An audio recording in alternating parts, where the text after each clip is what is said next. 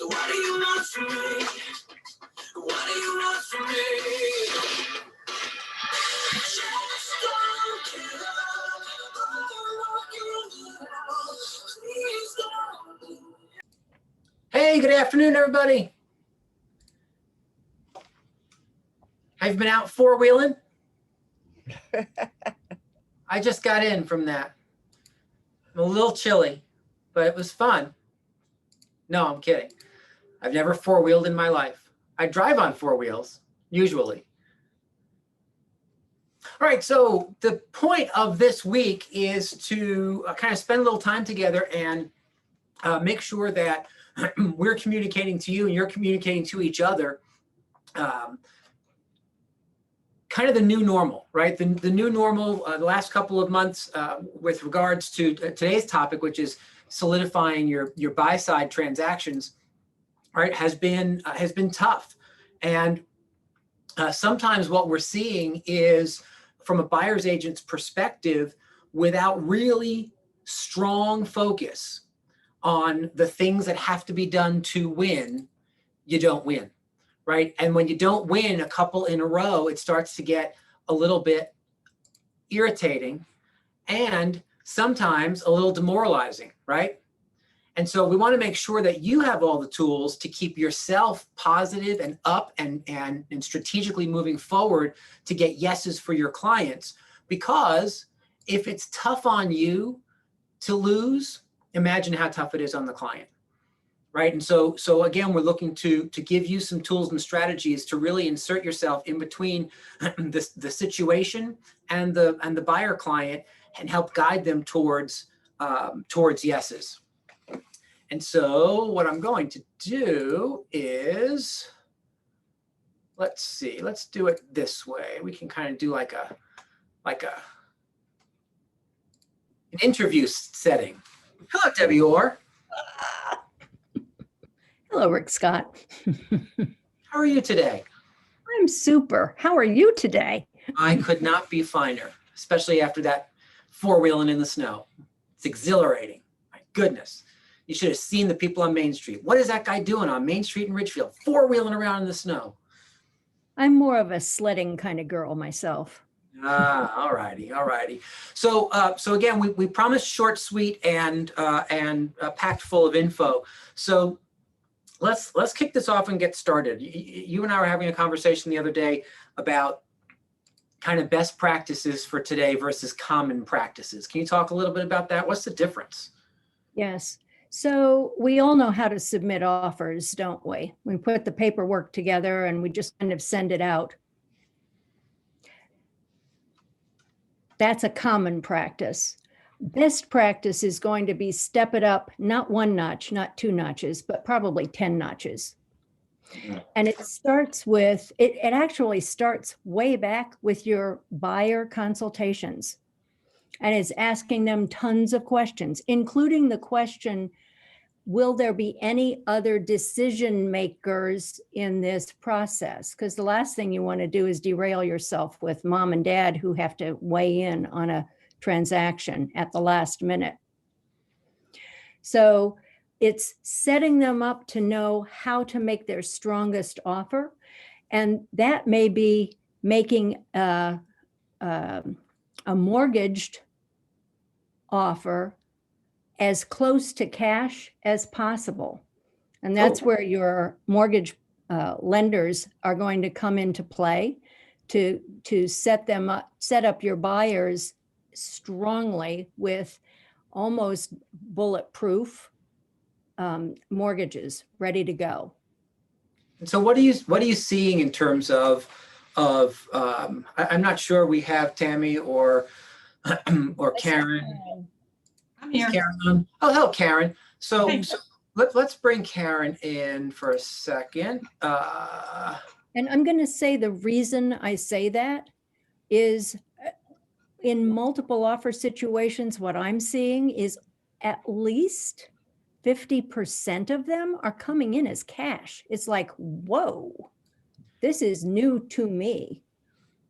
Yeah. So Karen, what kind of products exist out there that allow that allow our clients who are not cash buyers to compete with the cash buyers? Well, just knowing that they're approved and qualified ahead of time is a huge plus. You know, we want to make sure that they are comfortable with the payment. We want to make sure that they feel like they can go as high in purchase price as possible. So we look at their comfort level, and then we look at what they're going to push for, and to make sure that they have enough in down payment if they have to bridge that gap. And what about those programs that we talked about for a while? I call them TBD loans. You probably call them something else. Right. But Yeah, we call them the same. okay, so can you just talk about what that looks like? Because that again is setting somebody up before you're writing the offer. You need to be having conversations about getting them ready to write the offer. So what does that look like? So that means we do a little bit more than just have a conversation about what their credit profile looks like. We actually get the pay stubs and the W-2s and the tax returns if necessary. We look at the bank statements. We source the funds for down payment and closing. If they need to sell their existing home, you know, we take that into account, or we look to see, can they move forward without selling the existing home so that they're qualified whether they sell or they don't. And that's a huge plus. Got it. So really what you're presenting them when you're presenting this particular offer is someone who's not just pre-qualified or pre-approved. It's not like that Karen just looked at assets and income. It's that they went through as much of the underwriting process up front as they possibly could, so such that when the seller says yes to your folks, we just have to squeeze in an address onto the loan application. And going local too, you know, everybody knows, you know, in our case, you know, who we are, and it makes a huge difference to the selling agent. And it's not just some fly by night kind of online that they can't speak with. Yeah. And even talking with the selling agent or the seller and saying, yes, we have a great buyer here. They are qualified. I've spoken to them. It's a huge comfort level. Yeah. And what about you, Karen? Would you offer, other than a letter or a document, would you offer a phone conversation with a listing agent or a seller if the buyer needed that? Every day, all day. Be happy to. I have a question.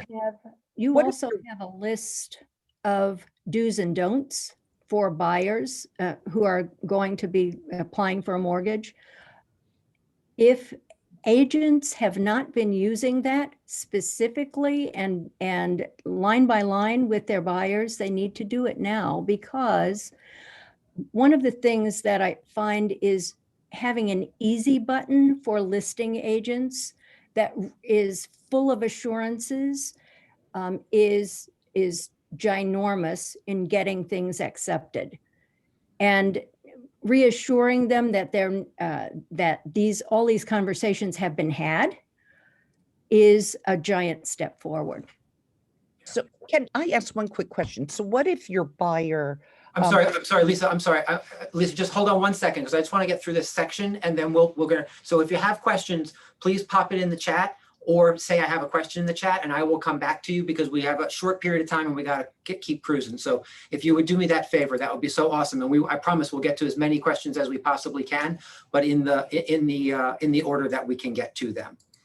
So Debbie, do you find that the idea of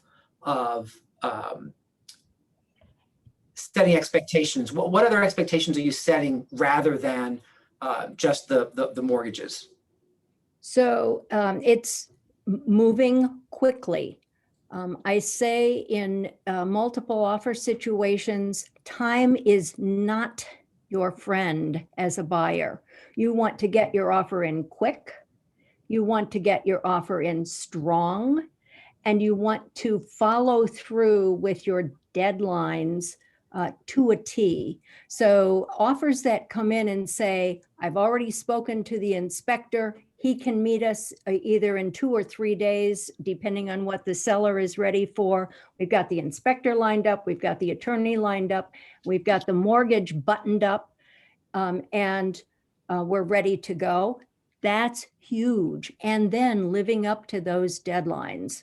And I'll say it again, living up to those deadlines, staying in touch with the buyer, with the seller's agent all the way through, but looking like you're ready to go. Got it. Got it. Got it. Got it. And one other thing to mention is sometimes as the buyer's agent, you need to not assume that the listing agent understands the structure of your offer or understands how to communicate the structure of your offer. I will tell you for myself, even personally, as a buyer of investment properties, I have had to outline in writing exactly what the structure looks like and why, actually put in there, this is why this is a benefit to the seller. If you could please use that outline to explain to the seller why we're structuring it this way, or else you're just making assumptions that the folks on the other side kind of get it. And to your point about making assumptions, I recommend as a buyer's agent that you call the listing agent before you even start writing the offer and ask them specific questions, because if you make an assumption that, for example, an escalation clause is going to give you the advantage in the situation, you may be wrong, because there are agents who are none too keen on escalation clauses. That's just one example. You may ask them, what is the preferred closing date for your seller? So that if you can kind of dovetail your closing date to what they would desire, rather than just writing in negotiable. Being as specific as you possibly can, asking as many questions. What is the buyer expecting, or what is the seller expecting?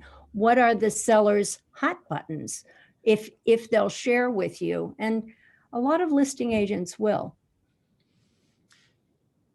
Yeah, so there's a couple of questions in the chat about kind of the what else, when we were expectation setting. What else is there? I mean, certainly to make sure that your buyers know the kind of market, and backing it up with statistics, right? Don't just sit with your buyer and say the market's moving fast, you're going to have to pay over asking, right? Because that sounds like a realtor line. That's how that comes across. Yeah, you can give them examples. And if you talk to any of your friends who have listings right now, you're going to find the same thing. As soon as something hits the market, it like explodes.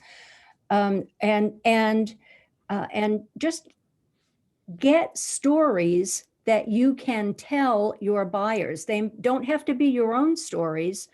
I know of a property in my office that received 6 offers and half of them were cash, or received 12 offers and half of them were cash. And when I say the cash thing, don't let that discourage your buyers from making an offer if they're not cash, because just make it as strong as you can. I've known of listing agents who have said, oh, I don't want to accept more offers for my seller because it's a pain in the neck, and they really are okay with the offer that's there. I don't like that. And I've known of buyers who have said, oh, I don't want to get involved in multiple offer situations. Well, as a buyer's agent, are you representing their interests if you allow them not to make an offer when they're likely always going to be in multiple offer situations in the near future? What do they have to lose except a little time? Encourage offers and make them strong. Rick's point about being clear about all of the terms of your offer, we have gone to what we call an executive summary, which summarizes all of those terms very clearly on the front page of the email, so that the offer is easy to decipher. Make it as clear as possible. What are those terms? Certainly price, certainly mortgage or cash or whatever their financing situation is, with backup documentation. Inspections, what inspections must they have? Are they willing to waive any inspections? Are they willing to look at inspections only as information? And then, of course, time. How quickly can they have a mortgage committed? And how quickly can they close? Or do they have flexibility to close? Those are basically the terms. Yeah. And I'll comment on at least two of those pieces from an inspections perspective, right? So let's all be clear. Waiving things, right? When your buyers choose to waive things, a mortgage contingency, an appraisal contingency, waiving their inspection contingencies, I think we have to start looking at things a little bit differently, and we have to communicate that is there risk in something like that? Yes, certainly, but I'm not sure that any one of those things taken in a specific scenario in order to accomplish the goal of getting the house is risky per se. And what I mean by that is, waiving a mortgage contingency, right? I waive my mortgage contingency all the time. I have a confidence that the mortgage will show up. Now, maybe for first-time home buyers, that's harder, but certainly with more savvy buyers who have the financial well-being behind them, they can start looking at those quote unquote riskier options in order to win, because it's not as much of a risk for them as it seems. Go ahead, Deb. What's the risk? I want you to be specific about what is the risk for a buyer when they waive a mortgage contingency? Well, the biggest one I think that people are afraid of has to do with the appraisal, right? Mm-hmm. And so recognizing that appraisals are just what they are today. And I don't know about what you all are experiencing, but I have heard far fewer issues with appraisals in the last 3 months than we did in the first 3 months of this craziness, right? Yeah. Because now things have had an opportunity to close and catch up. And so appraisal issues are not quite the hot button anymore.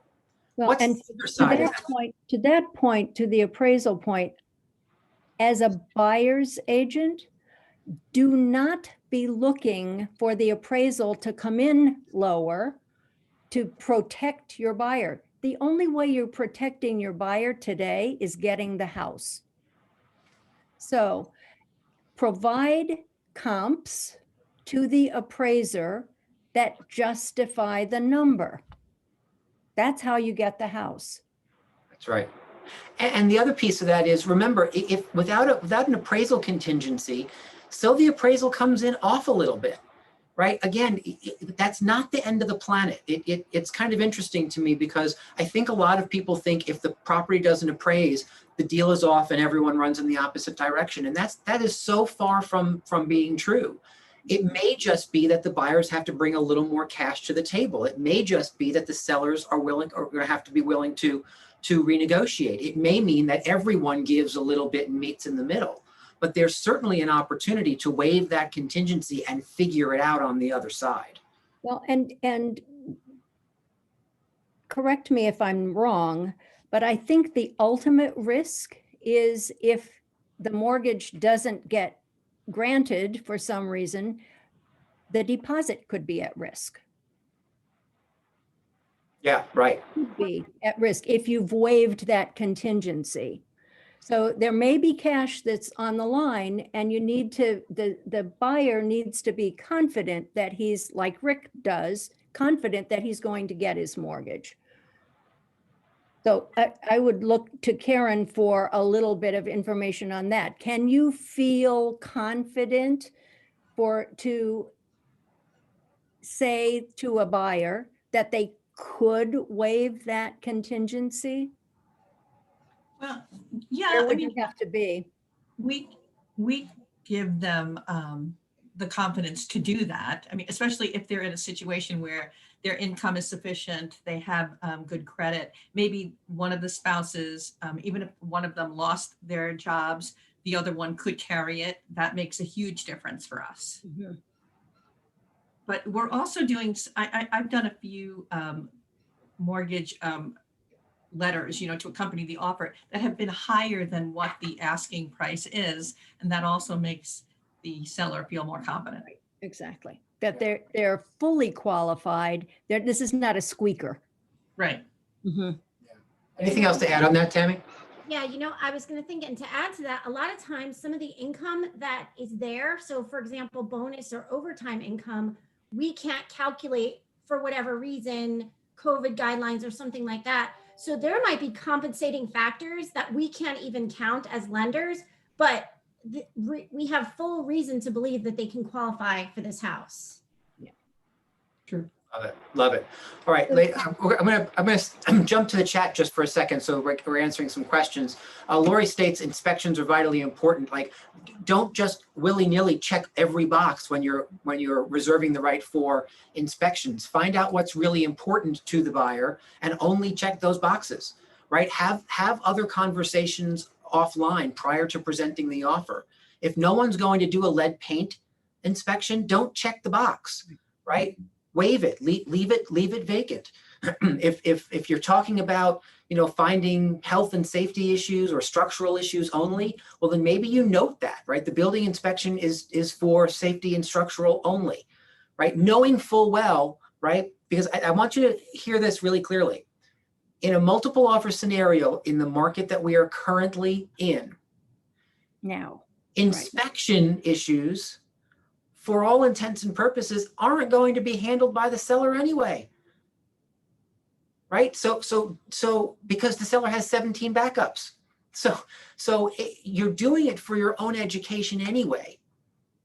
And so if it's for your own education, why not kind of move forward and reduce the seller's evil eye on the offer and reserve the right to do as little as possible. Deb. I want to give you kind of a profile of a buyer who has been in this market and gone through this process multiple times and lost. Because we accepted an offer from such a buyer on one of our listings recently. They had lost 4 houses, and their behavior in inspections and in signing contracts and everything that they had to do was very different from a common buyer. They were a best practices buyer, no question, because they knew if they got off the track, they might lose this house too, and they didn't want to. Yeah. Here's the other thing you can do from a financing perspective.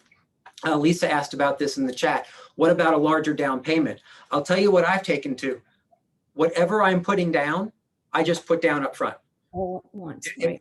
If I have to put 25% down, I just write the check for the 25%, and that's what I put down with the offer, such that the seller sees that there's funds there. Yes, the rest of it's coming from a mortgage, but there are funds there, and I'm willing to put it on the line because I'm serious about purchasing their property. So I don't go with the 1%, 10%, 20% anymore. It's what am I putting down? What cash do I have to put down, and just put it down up front with the offer. So yes, Lisa, that is, I think, a good. I have noticed that it's a good strategy to help. And then you can always get the mortgage for more if you want it. Yeah, of course. Right. Exactly right. Okay, I'm going to get to some of these in a minute. Yeah, Donna makes a really good point. Make sure that your buyers know that this is what the market is today. Don't torture them and yourselves. If you are upfront with how this all looks and what they'll be asked to do in order to win, some of your buyers may simply state that this is not the right time for them. This is not the market for them to be shopping in. And that's okay. Right? That's okay. Don't let your need for a closing drive you and them to drink because they're not ready to play in this arena. They have to. I call that being the black-hatted optimist. So what do I mean by that? I mean, you've got to stay positive with your buyers and positive with the sellers that you're talking to, that this is going to be a great experience. And, oh, by the way, here are some of the landmines that could come up. And as Rick just said, are you willing to walk over those landmines? Are you willing to walk through the minefield? Not over promising, but setting up realistic expectations. Yeah, so I love that, the black-hatted optimist. I might get you a T-shirt that says I'm the black-hatted optimist. But the idea of setting the stage clearly, right, honestly, and telling them the truth, it only makes it for things to be better in the long run, right? And that will dovetail a question that that Nicholas has is, what if your buyers are concerned about resale value? If your buyers are concerned about resale value, this may not be the right time for them to purchase, right? Now, the other side of that is asking some questions. Talk to me about what your plans are in terms of resale. Well, we're just having our first child. We expect to be here for at least 10 or 12 years or 20 years till that child is out of high school. Okay, then we don't have to have a conversation about resale. If they're transferees who are here for 2 years and then transferring out, the conversation becomes, talk to me about what your concern is. Well, I'm concerned about buying high, and what if I have to sell in 2 years? Great. So knowing that you're being transferred here, might it be a better opportunity for you to rent than purchase if you're not willing to take that risk? Because the reality is you may buy high and sell either flat or sell lower. That's just a reality of the marketplace today, right? So I think the answer is the same. You simply address you're not trying to talk them out of being concerned about resale. And you're also not trying to pretend resale doesn't exist. It does exist. And they might lose money. I'm curious, Mr. and Mrs. Buyer, have you ever made an investment that didn't pay off in the end? Could be one of those times. Unfortunately, neither you or I have a crystal ball, so it's impossible to know. What I would ask yourself is, are you willing to spend this much to live in this house at this moment in time? If the answer to that is yes, I would encourage you to go for it and figure it out on the tail end. Those kinds of questions are like, how do I protect myself against the collision of the planets? At some point, you can't protect yourself against absolutely everything. No risk, no reward. And we're in a marketplace today where without the risk, there is no reward. What else, Deb? So one of the other pieces is emotion versus objectivity. When people get emotional, their intelligence goes down, plain and simple. And so your strategy in that situation, I need a house desperately, and yet I know nothing's working and I can't do. You've got to stay in objectivity and pull that emotion down and help them figure out the step-by-step through the process. And again, always measuring whether this is the right market for them to be playing in. And then the other, so you get to be kind of part therapist to coach them through whether this is appropriate for them, and also part fireman. And I know we talk about putting out fires all the time, and whether you're pouring water or gasoline on a fire, think about where the fires pop up in a transaction. I mean, one of them is inspections, I think. And one of them is in requests from the other side that didn't go in the original offer. So it's changing terms along the way. And our role especially right now, is to be the fireman and put those fires out. Keep everything under control. Yeah, and I love that, Debbie, because what you're talking about is almost like having a crystal ball, right? Looking ahead to say, where might the pitfalls show up, And what can we do to troubleshoot all of that before it gets there, right? That keeps everybody far calmer. Well, and it's talking to all of your partners in the transaction. So it may be having a conversation with the inspector, for example, and saying, I don't know how familiar you are with what's going on, but these transactions are fragile for a very different reason now. And if we go off the rails, this buyer may lose a house. So let's keep everything under control, not hiding issues. We've got to deal with issues, but don't blow them out of proportion. And I'll those tell you, window panes don't matter a lick. yeah. So let's talk quickly about two things. I hope you're each talking with your buyers about what inspections are really for, right? Inspections are not designed to be a top to bottom examination of the property so that you can renegotiate a different price. That is not what inspections are for, especially in a market that's moving as quickly as this. Inspections are ultimately a how-to guide about how your buyers can utilize their new house. The inspector's there to show them how to use the house. And so when you set expectations up front about what that inspection is for, right? We're not there to make notes about all the things that are wrong. If there's a cracked window pane, move forward. You're not buying a brand new house. You're buying a used house. When you buy used cars, even if they're certified pre-owned, there might be a dent or a scratch, right? That's why you're paying less than new. And even in this scenario, in this market, people are buying things for less than what they can buy new. And so there's a used house discount built in.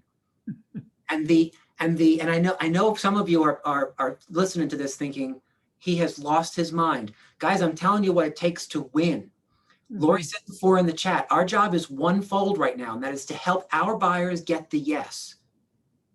But you have to have those conversations with them up front so that they're prepared to go along with that, with you on that ride, right? Because you're going to suggest things that are going to make them nervous.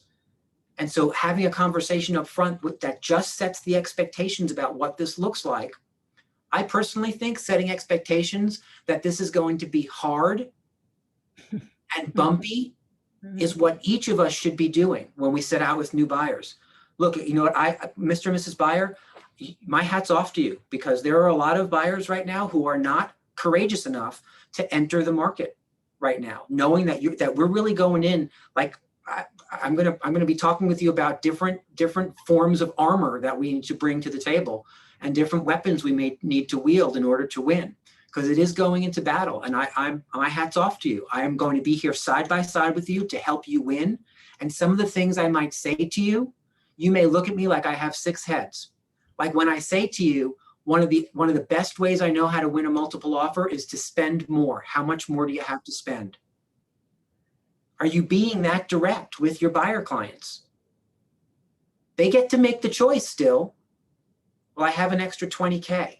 Great, put it on the table. And I saw something in the chat box earlier where you're making offers and someone's just winning the bid without anyone coming back and asking for a second go around. Yep, that is correct. That is correct, which means you have to counsel your buyers to put everything up front the first time around.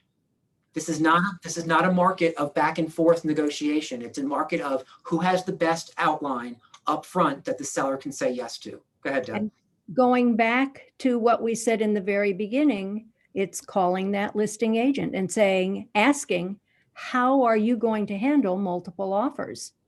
And any listing agent worth their salt is going to give you an overview. The whole pattern, the whole roadmap may change as the offers come in, because who drives that car? The seller, right? The seller, the listing agent gives advice and the seller makes the decision. But get the idea from the listing agent what they intend to do, so that you know how to advise your buyer to bring in the strongest possible offer. Yeah, I love that. And you heard what Debbie said at the tail end of that, right? The strongest possible offer. And I want to just highlight the strongest possible offer from the get-go. Mhm. I would tell every single one of you, I would tell your buyers that in this scenario, you get one bite at this apple. Part of the arena that you're entering to win is you get one bite. So let's put everything you have on the table, right? Sometimes it's about money. Sometimes it's about terms. Sometimes it's about what you waive. Sometimes it's about a bunch of different things. But your best version of the offer should be what you present right out of the gate, and have a clarifying conversation with the buyers that says, in order to win in this market, you are ultimately just waiving the right to negotiate back and forth. Everything is your best foot forward right out of the gate, even before they ask, because clearly a bunch of you said you're losing because there's an expectation that someone will come back with some kind of a counter, and that's not what we're seeing. Not necessarily. Right. And Debbie, do sellers and listing agents have a duty to come back to everyone with a counter or direction? Or, I mean, they have a duty to come back and with an answer, but certainly not a here's what you can do to win answer. Right. Right. That's something. If you're a listing agent on the other side, and we'll talk about this on Wednesday, make sure everybody who has submitted an offer knows what the outcome was, that whether they got it or didn't get it. And you do not owe them any obligation to tell them why. There was a better offer is the answer. That's right. That's right. I have Go ahead. a couple of things. The way offers are presented, I'm not even going to say qualify it by more complete. They must be complete, which means they have to have all of the required documents signed and presented up front in order to be a really valid offer. Don't be sloppy. And make your offer look good. We have seen some, oh my goodness, crazy offers. I showed Rick an offer that came in today, 14 pages, complete, upside down, scanned upside down into the into the email. Don't do that. Look at it before you send it. Yeah, no, that's really good advice. And the other thing I would say to that is, make sure that you remember the thing you're going to say before you open your mouth to say it. Well, I will add one paragraph and then you can think. One of the other things is overtly let the listing agent know you're going to be easy to work with. Look at how complete my offer is. Look at how beautifully I've presented this offer. It's tied with a bow. Everything I do is going to look like that and feel like that. Yeah, very, very true. Very, very true. And where I was going to go was making sure that you're the one who is always calm and friendly, that you're the one who is not irritating to the listing agent, right? You're the one who is saying things like, you know, Debbie, these buyers would be great for your sellers, and ultimately they want to live in this house as much as your sellers want the most that they can get from this house. And I think if what you'll find is if you choose them, not only will they get this offer that they've just crafted to win, they'll also be the simplest buyers that you will find. Right? We've already had, tell the listing agent up front, we've already had the conversation about what the inspection is for. Tell the listing agent up front that they've gone in as strong as possible, knowing full well that they may not get a second bite at the apple. Give away what you feel like are the strategies you're using with your buyers. Give them to the listing agent so that the listing agent knows that you're doing all the things to win, because sometimes that matters. Don't you think? Right? Yep. Indeed. And talk to me about over communicating, Deb. Over communicate. to talk to people, and I mean talk to people, as well as digitally communicating daily, multiple times a day, every single party in the transaction, talk to the attorney, talk to this co-op agent, talk to the principals, talk to the inspector, talk to everybody, talk to the mortgage person in the transaction. And literally, if you don't have this set up already, put it in your daily calendar to have those conversations and keep things moving, no gaps. Yeah, that's the perfect way for you to lose the next one is if you are not communicative with the listing agent on this one, because guess what? Then they remember you, right? And maybe they talk about how poorly you communicated with other listing agents in their office. You want to set up a reputation of being the one to say yes to. Right? Again, I'll go back to my experiences when I buy my investment properties. I know enough of those listing agents up in Waterbury now that when we make an offer, they can go to the seller and say, you know what? I know there's a bunch on the table. I know that maybe this one isn't even as high as that one. They'll get to the closing table. I know them. I've worked with them before and I can vouch for them. And that goes an enormously long way, right? So making sure that you're the one that people can count on to get to the closing table and to keep everybody in the lane. One thing. I see something in the chat about best and final offers, and that buyers think that they have to hold something back because they're going to be asked to do a best and final. When I counsel a buyer, that's not what I say. I say, give it your all, maybe hold this much back, or be willing to go over your best offer by a little bit. Make your strongest offer first. You can always, when they come back and say best and final, you can say, that's what we gave you. That's legit. That's okay. Well, and the other side of that is there are a lot of sellers that I have worked with in my career where if one of them sticks out over the others enough, they may simply choose to pick that one and work that one forward instead of going back to everyone saying, everyone bring that highest and best, right? There are a lot of sellers, believe it or not, that don't like the chaos and don't want mayhem. They want a solid buyer that they can choose wisely and move forward with, right? So I agree with that, Deb. I think that, again, what we're seeing is agents not coming back to buyer's agents because the seller's already chosen one. We're seeing that happen more than the other side, more than people coming back and going with, with highest and best. And so that's why we're indicating either way, it's a benefit to the purchaser to bring everything you have up front, knowing full well it may not be enough, but put your best foot forward right up front, because it may set you apart just enough that you get chosen and worked with instead of part of the melee of let's go back to highest and best. And I'm going to comment on Lori's comment about making sure the offer was received. Do not blind drop offers into people's email.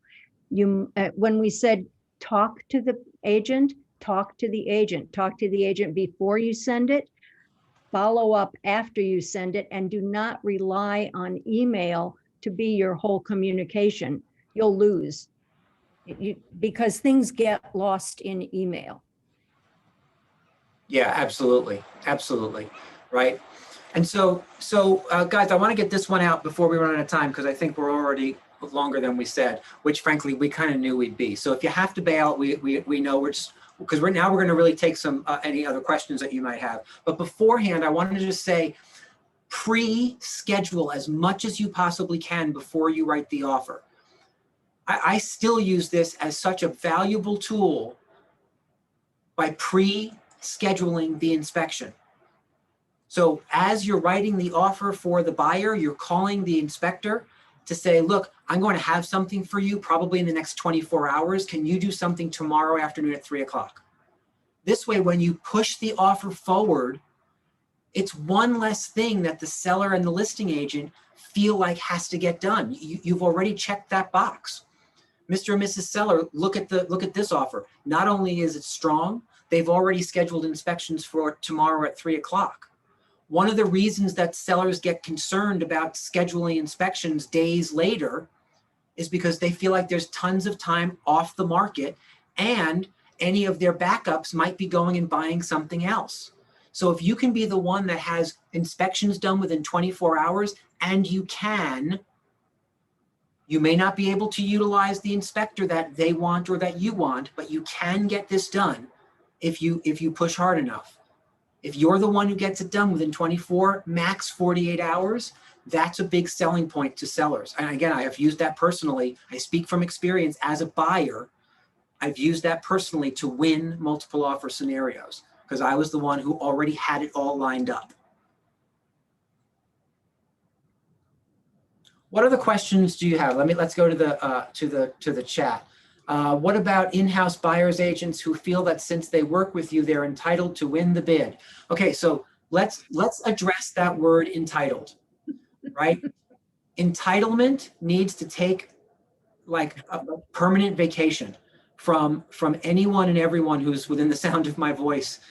You're not entitled to anything, and they're not entitled to anything, right? If you're in the same office, the market's just moving too quickly. Frankly, you don't drive the bus. Your sellers don't care that someone's in the same office, and your sellers are the ones that drive the bus, right? So remember, it's not about you, it's about the client.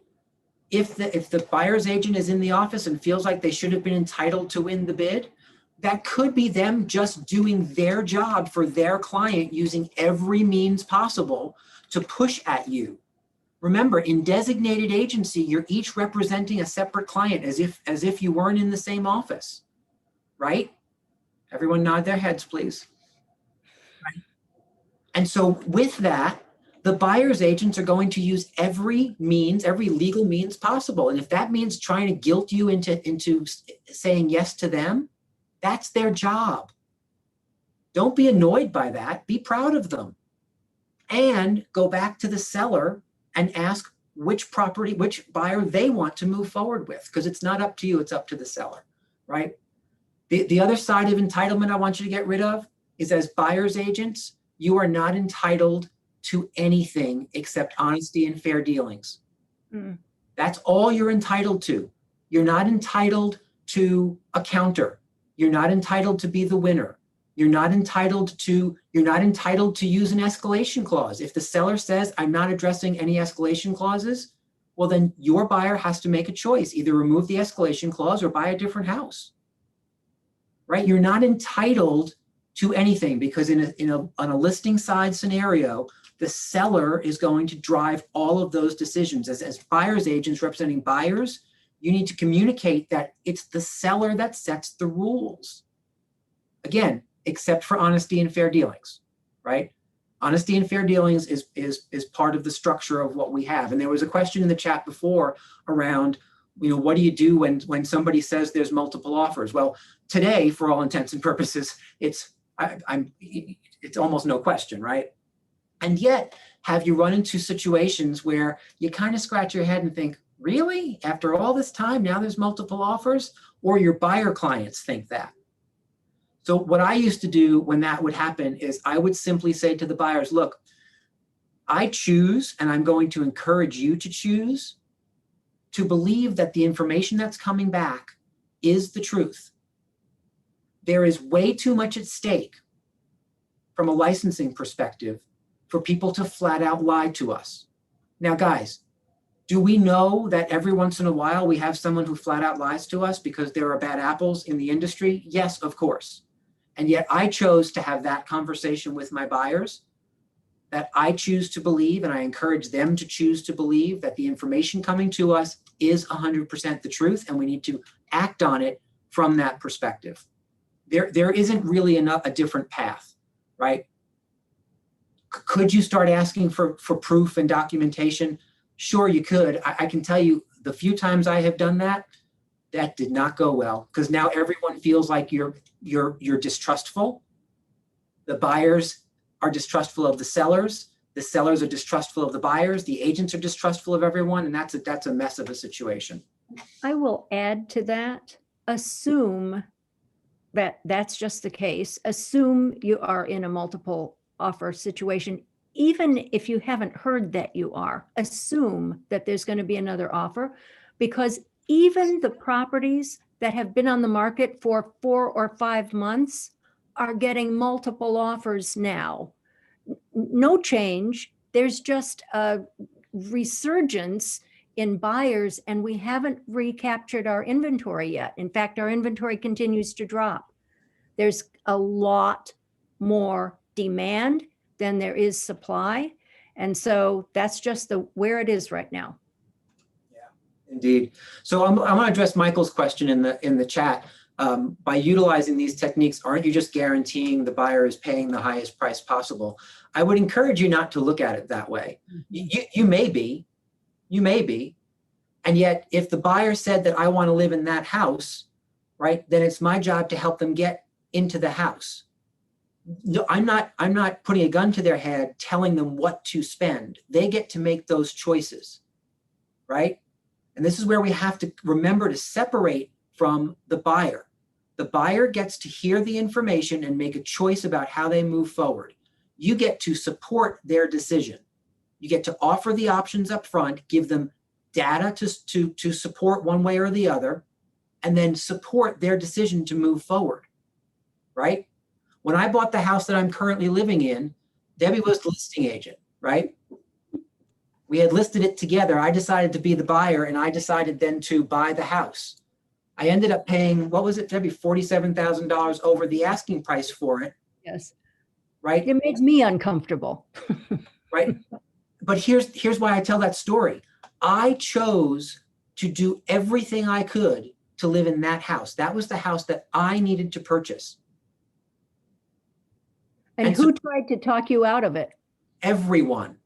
Mm-hmm. Everyone in my world. You're overpaying. Why are you doing this? What are you doing? Like, you know what? At some point, I started to resent people for telling me how to spend my money. Right. So be careful that you don't put yourself in that position. Could you sour your relationship with the client if they feel like they overpaid? You didn't make them overpay. They chose to overpay. And overpay is all in the eye of the beholder. And I would add that it's, Michael, it's a serious process of educating the buyer to the conditions of the market today. Help them understand that, and then help them do what's in their best interest in terms of their housing. Where do they want to be? Where do they need to be? And what's it going to take to get them there? And just talk about it. Talk about it. Talk about it. You're not there to twist their arm one way or another. Yeah, it's consultative selling, right? It's not used car salesman selling. It's we push the information out and then we ask questions about what they want to do, right? They're always the ones making the decisions. We just give them the support underneath it to say, this is what may happen. It's the same thing with the question about resale later on, right? Here's the data that, again, without a crystal ball, here's the data. Had you bought it 2 years ago, here's what it would look like, what it would have looked like. Can you use the same data 2 years moving forward? Hard to know, right? Here's my question. For the next 2 years, are you willing to live in this house by paying this much money? Or are you unwilling to spend this much to live here because of the possibility that you may not get all of your money back out? And then they get to make a choice, right?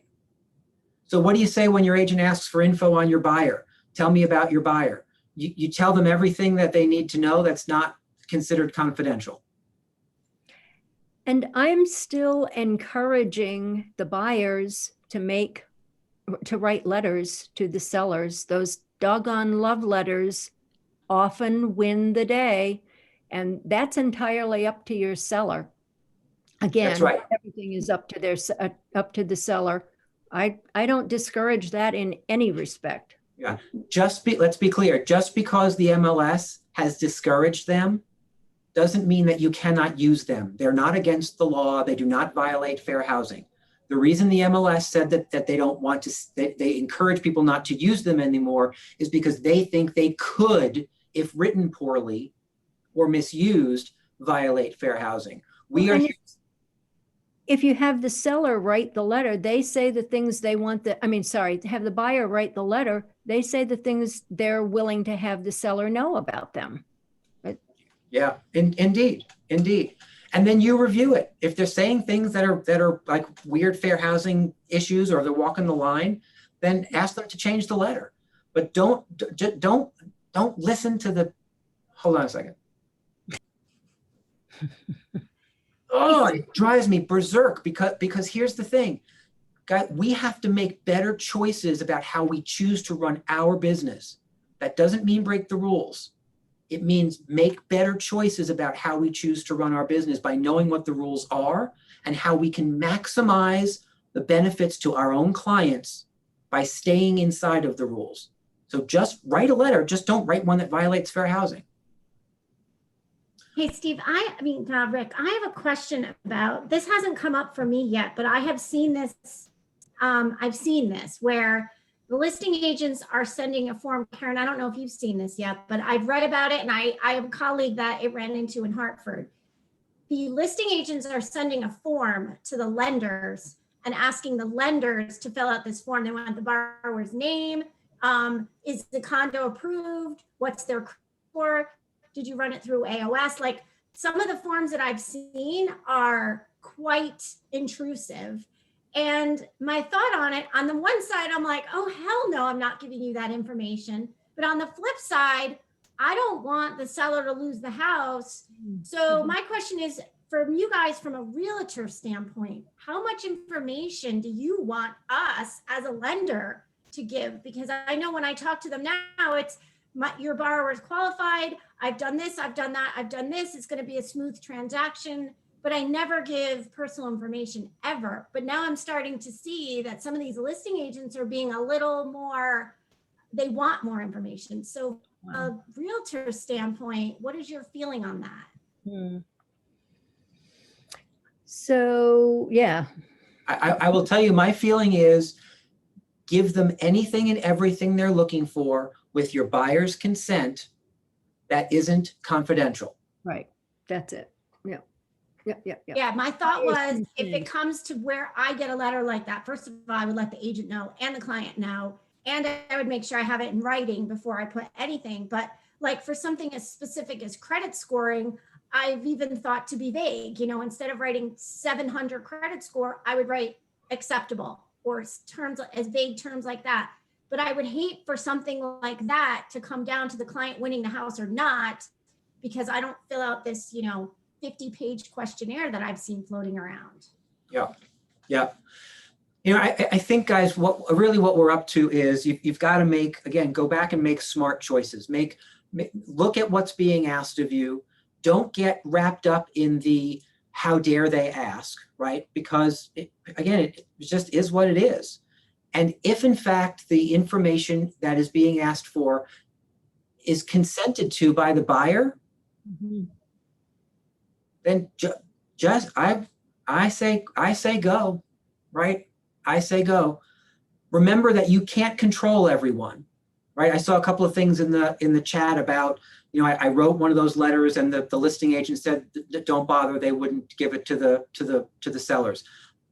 To me, the listing agent and the seller can do what they please, how they please. I'm going to present the offers for my buyers the same way every single time. That's going to include a letter. If it doesn't make it to the seller, I can't control that, right? There's no law that says that the listing agent has to deliver every document, because you don't know what conversations have been had with the seller, right? So don't waste time or energy being concerned about that. You present your buyers the same way each time and include that letter. It's the same thing with appraisers. Some appraisers say, oh, I can't take those comps. Most of them say they can. So I always present them. And what the appraiser chooses to do with it is up to him. But even if he just looks at them and glances at them, he's likely to see something that's going to help, not hinder. Yeah. So let me repeat what Lori said in the chat, because it's really, really smart, right? And we can kind of, because I know we're out of time, it's 2:00, we can wrap on this. What Lori said is, from here on out, certainly for the foreseeable future, we are only going to have more buyers and no guarantees on enough inventory. So help your buyers understand that they could be overpaying now or overpaying even more if they choose to wait 3 months or 6 months or a year, because we don't know when all of this is going to shake out and inventory will return. And the tighter inventory gets and the larger the supply of buyers, it's going to get worse. That's a really good point, right? If pull off the Band-Aid now. If you have to overpay to live here and you want to live here, well, then overpay now, because you'll be overpaying by less, quote unquote, overpaying. P.S. I don't love that term overpaying, because it just is what it is. You're not overpaying for anything. You're paying market value, right? The market is demanding a higher number. So I would lose the term overpaying as well, just P.S., though it was really well used in what Lori said. Cool. All right, guys. I hope this was helpful. Go ahead. And I'll just say one more plug for the Shift book. So go into Shift and read chapter 12. It has a whole bunch of kind of reinforcement of what we've just said. We've tried to be very specific about where we are today in the market. Shift comes at it from a somewhat different perspective, and yet great tips, great advice. So enjoy it. Yeah, indeed. Well, Debbie, thank you so much for spending your time with us. Guys, thank you. We hope that at least some of these ideas give you some traction in terms of presenting offers and getting them accepted. Tune back in on Wednesday at 1:00. We're going to go through multiple offers on both buy side and sell side. So if you're struggling with that or want some additional ideas to win, tune back in. Stay safe. Don't go out unless you have to. I'm heading home now, so I will see you all from my house later on. If you're, I think we have nothing else today. So it's just a good night. See you tomorrow at 9:00. Bye.